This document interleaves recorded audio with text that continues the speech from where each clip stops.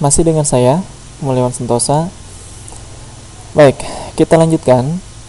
Tutorial selanjutnya yaitu akan membahas bagaimana mengkonfigurasi link akun di dalam sistem komputerisasi akuntansi Mayo. Link akun ini berfungsi untuk melakukan otomasi dari setiap transaksi yang dilakukan agar nantinya akan langsung berpengaruh dengan akun-akun terkait. Baik, untuk konfigurasi ini ada beberapa hal yang harus dilakukan terkait dengan link akun ini. Untuk melakukan link akun, kita akan langsung masuk ke setup dan link account. Ada beberapa link akun yang harus kita konfigurasi. Yang pertama adalah account and banking account. Baik, account and banking account ini biasanya sudah terkonfigurasi dengan secara otomatis pada saat kita melakukan pembuatan profil perusahaan. Misalnya di sini historical balance itu akan link dengan historical balance, electronic payment itu nanti akan link dengan electronic payment. Hanya saja ini sudah kita inaktifkan karena dalam kasus ini tidak ada sistem pembayaran yang dilakukan secara elektronik. Baik. Nampaknya untuk account and banking link account itu tidak ada yang harus dikonfigurasi. Setelah itu klik OK. Selanjutnya kita akan mengkonfigurasi untuk link account sales account ya. Coba kita akan masuk. Nah, untuk sales account ada beberapa link account yang harus perhatikan ya. Yang pertama ada asset account for tracking receivable. Ini artinya bahwa link akun ini kita harus melakukan setting terhadap akun aset yang digunakan untuk mengumpulkan piutang ya. Jadi piutang-piutang ini, jadi pada saat transaksi perusahaan yang berkaitan dengan piutang, maka akun ini yang digunakan untuk mengumpulkannya ya. Sehingga di sini akun piutang lah yang nanti akan digunakan untuk mengumpulkan setiap transaksi penjualan yang dilakukan secara kredit. Baik, kita pilih akun receivable. Caranya kita klik tombol panah ke bawah, kemudian kita tentukan akun receivable. Oke, use account. Nah, kemudian link akun yang kedua, ini adalah bank account for customer receive. Akun ini adalah akun bank yang digunakan untuk mengumpulkan penerimaan atas transaksi penjualan secara kredit. Ya. Jadi setiap transaksi penjualan, ya, baik itu kredit ataupun tunai, itu nanti akan kita kumpulkan ke dalam akun-akun cash in bank. Ya, ini tinggal kita klik cash in bank. Baik, dalam kasus tertentu, dalam kenyataannya sebuah perusahaan biasanya menggunakan akun lebih dari satu bank, ya, sehingga mungkin bank account for customer receive ini mungkin di sini ada beberapa bank yang akan terkait, sehingga barangkali bisa saja sebuah customer A itu akan berbeda dengan customer B dalam penerimaan atau input terhadap bank yang mana si customer itu akan membayar, begitu. Ini nanti akan disesuaikan. Jadi nanti setiap transaksi yang berkaitan dengan berbeda bank, maka kita pun harus melakukan setting akun bank yang berbeda, begitu. Baik, karena akun bank yang digunakan pada kasus ini banknya sama, maka kita pilih saja cash in bank. Oke. Link akun selanjutnya di sini ada iCharge freight on sales. Ini artinya bahwa kita akan membebankan beban angkut terhadap konsumen pada saat penjualan, ya. Beban angkut ini kita anggap sebagai income, makanya di sini income account for freight. Ini adalah beban angkut yang dikenakan terhadap konsumen sehingga beban angkut tersebut akan menjadi pendapatan bagi si penjual atau bagi perusahaan ini, ya. Karena di sini tidak ada akun yang terkait dengan pendapatan atas biaya angkut. Oke. Jadi ini tidak usah kita checklist, ya. Atau barangkali mungkin ada, maka di sini tinggal Anda cari akun freight collected. Biasanya ada di kelompok income di sini. Oke, karena tidak ada kita cancel aja, kemudian checklistnya kita hilangkan. Nah, link akun selanjutnya yaitu iTrack deposit collected from customer. Ya, akun ini menyediakan pembayaran uang muka dari konsumen ketika melakukan penjualan, ya, karena ini adalah link akun yang ada di penjualan. Nah, akun atau uang muka ini dalam perusahaan itu dianggap sebagai utang, ya. Kenapa begitu? karena uang yang diterima itu merupakan pembayaran uang muka, ya, dan barang yang dikirimkan itu pun belum dikirimkan, sehingga ini merupakan utang bagi perusahaan, ya.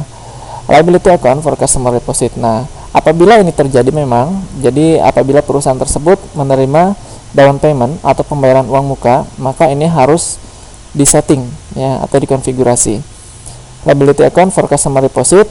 Oke, di sini misalnya saja ini kelompoknya ke dalam kelompok akun utang. Nanti di sini ada muncul prepaid akun-akun yang terkait dengan pembayaran uang muka, down payment atau apalah gitu bahasanya. Baik. Setelah itu, karena di sini tidak ada akun terkait dengan pembayaran uang muka, ini checklistnya kita hilangkan. Kemudian link akun selanjutnya yaitu I give discount for early payment. Ini adalah akun diskon yang diberikan kepada si konsumen apabila terjadi pembayaran atau pelunasan piutang kurang dari jatuh tempo, begitu. Ya, maka ini harus ditentukan. Ini adalah beban, ya, akunnya akan termasuk dalam akun beban karena kita memberikan diskon, itu artinya bahwa penerimaan kita akan semakin berkurang, begitu. Nah, akun beban I give discount itu berarti akan menjadi beban, ya. Kita cari di sini. Nanti ada akun diskon paid, diskon given. Oke, karena tidak ada, karena di sini termin pembayaran yang dilakukan atas pembelian dan penjualan ini menggunakan termin N/30, maka di sini tidak ditentukan diskon yang akan diberikan ataupun yang diterima. Oleh karena itu untuk diskon ini tidak perlu di checklist. Baik, untuk selanjutnya, link selanjutnya itu ada I assess charge for late payment, ya. Ini adalah link akun yang digunakan untuk membebankan kepada konsumen apabila si konsumen melakukan pembayaran yang lebih dari jatuh tempo, ya. Itu artinya si konsumen melakukan pembayaran yang telat atau terlambat, sehingga keterlambatan ini itu akan dibebankan kepada konsumen sebagai denda, ya. Nah, denda ini oleh perusahaan dianggap sebagai penerimaan atau income. Baik, nanti di sini apabila memang ada, ya, di sini nanti tinggal dicari di bagian income itu late payment collected. Oke, karena di sini tidak ada, karena di dalam kebijakannya juga di sini tidak ditentukan keterlambatan itu kenakan sanksi berapa persen, tidak ada. Oke, jadi untuk link akun sales pada kasus ini itu hanya melinkkan untuk receivable dan customer receive. Untuk yang lainnya tidak. Oke, kalau sudah kita klik OK. Baik, link akun selanjutnya yaitu adalah link akun untuk purchase. Oke, masuk setup, link account, kemudian purchase. Nah, sekarang kita perhatikan link akun purchase ini terdiri atas beberapa link akun, ya. Mulai dari yang pertama yaitu liability account for tracking payable. Ini adalah akun utang yang digunakan untuk mengumpulkan pembelian secara kredit, ya. Jadi nanti ketika perusahaan melakukan pembelian secara kredit, maka akun inilah yang digunakan. Baik, kita cari akun payable, ya. Ini adalah akun yang digunakan untuk mengumpulkan utang. Nah, kemudian link selanjutnya yaitu bank account for paying bill. Ini adalah akun bank yang digunakan untuk membayar utang, ya. Jadi nanti perusahaan ketika membayar utang itu pakai bank yang mana? Apabila di sini terdiri atas beberapa bank, maka tinggal pilih saja ketika membayar maka bank mana yang digunakan. Ini pun terjadi apabila melakukan pembayaran dengan menggunakan lebih dari satu bank, ya. Jadi itu harus di set satu persatu. Baik, selanjutnya di sini ada link akun yang lain. I can receive item without a supplier bill. Ini artinya bahwa kita bisa menerima persediaan walaupun tanpa menggunakan invoice, ya. Baik, nanti di sini akan menjadi utang. Nah, karena dalam perusahaan ini atau dalam kasus ini tidak ada kebijakan bahwa kita bisa menerima barang tanpa adanya invoice. Biasanya kita menerima barang itu dengan invoice, ya. Karena tidak ada kebijakan, oke, tidak usah kita atur. Kemudian yang kedua, I pay freight on purchase. Ini adalah link akun untuk membayar beban angkut pada saat pembelian, ya. Oke, kita lihat apakah memang ada beban angkut yang dikenakan kepada kita atau pembeli ketika melakukan pembelian. Nah, ini dia, ya. Ini adalah beban yang angkut yang digunakan ketika melakukan pembelian. Oke, I pay freight on purchase. Ini adalah kelompok akun beban, ya. Cost of goods sold itu adalah merupakan salah satu kelompok akun beban. Oke, kita cari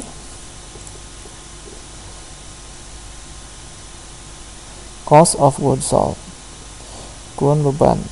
Oke, nah ini ya, freight paid, ini adalah beban angkut yang dibayarkan ketika melakukan pembelian. Baik, sistem pembayaran atau sistem penyerahan barang ini apabila si konsumen itu dikenakan beban angkut, maka ini merupakan sistem pembayaran yang dikenal dengan istilah FOB shipping point, karena beban angkut dikenakan atau ditanggung kepada pembeli. Baik, link yang selanjutnya yaitu I track deposit paid for to supplier. Ini adalah link akun yang digunakan apabila perusahaan tersebut menerapkan sistem uang muka pada saat pembelian. Karena di sini tidak dikatakan bahwa perusahaan melakukan pembelian dengan menggunakan uang muka, maka link ini tidak usah kita atur. Ini adalah akun harta, ya. Karena ketika kita melakukan pembelian dan kita membayar uang muka, maka uang muka tersebut masih kita anggap sebagai harta, ya. Oke. Karena tidak ada transaksi yang terkait, oke, kita hilangkan saja. Nah, selanjutnya I take discount for early payment. Nah, link ini digunakan apabila perusahaan kita mendapatkan diskon apabila kita melunasi utang kurang dari jangka waktu yang diberikan, ya. Oke, kita lihat seperti yang sudah saya sampaikan tadi bahwa kebijakan perusahaan di dalam kasus ini itu tidak menerapkan denda ataupun diskon dalam jangka waktu, ya. Ini N/30 itu artinya jatuh tempo selama 30 hari tanpa diskon. Ya, ini juga sama, jatuh tempo selama 30 hari tanpa diskon. Itu artinya kita tidak menerapkan diskon, ya. Diskon atas pembelian itu merupakan keuntungan atau income bagi kita. Jadi apabila ada sebuah transaksi yang berkait dengan diskon, maka di sini kita harus mencari purchase diskon, ya. Purchase diskon nanti akan masuk ke dalam akun income. Oke. Tahap selanjutnya yaitu ada I pay charge for late payment. Ini adalah denda keterlambatan yang dibayarkan kepada pihak penjual apabila kita membayar utang lebih dari jatuh tempo yang sudah ditetapkan. Maka di sini akan menjadi akun beban, ya. Biasanya nanti ada late fees paid. Karena perusahaan tadi tidak menerapkan sistem denda ataupun diskon, maka ini tidak usah kita atur. Oke, jadi untuk link akun pembelian atau purchase, kita hanya cukup mengatur akun utang untuk mengumpulkan pembelian secara kredit, kemudian akun bank untuk membayar utang yang telah terjadi, kemudian akun beban pembelian. Itu saja. Baik, untuk tahap selanjutnya payroll belum kita gunakan karena di sini tidak ada kebijakan untuk sistem penggajian secara langsung.